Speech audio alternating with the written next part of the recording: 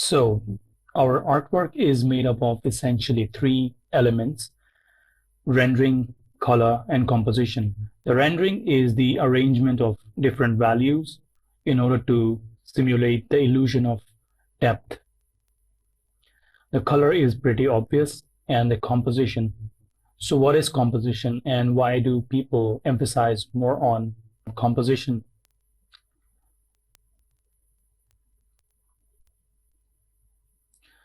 So, after you have taken care of rendering and color, the composition becomes the most important thing to create an artwork.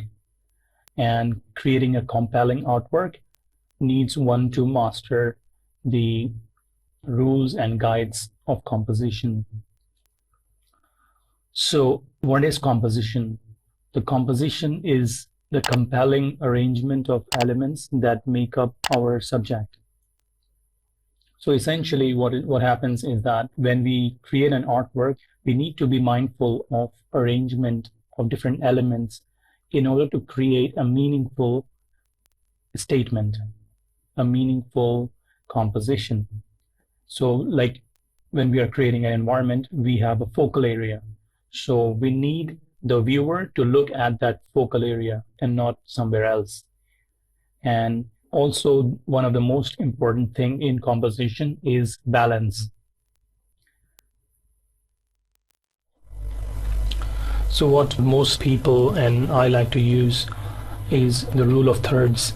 What the rule of thirds is that when you divide your canvas equally in thirds, so vertical axis is divided into three portions, and in the horizontal it is also divided into three portions. So this is called the rule of thirds. So what you want to do is that wherever there is an intersection of lines, if you put something there, the eye naturally will go there, unless you are placing a contrasting thing in an opposite direction. So generally try to paint the focal area in the intersecting place. This will be your focal area.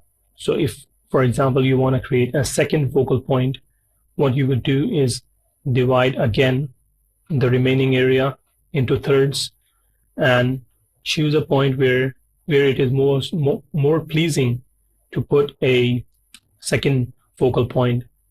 Likewise, if you want to paint a third focal point, divide the area again and put the third focal point in the intersecting area. Also keeping in mind that it should flow. This flow is really important. This is optical flow. So for example, if I want to paint a dot here and random dot here, there is no relationship. Okay, so if I try to paint dot here, a dot here, dot here, another dot here, it quickly becomes like a visual direction. It's flowing into this direction, right? So this is a movement of the eye using the focal point, and try to guide the eye towards the focal point and where you want the eye to look at. So this is really, really important.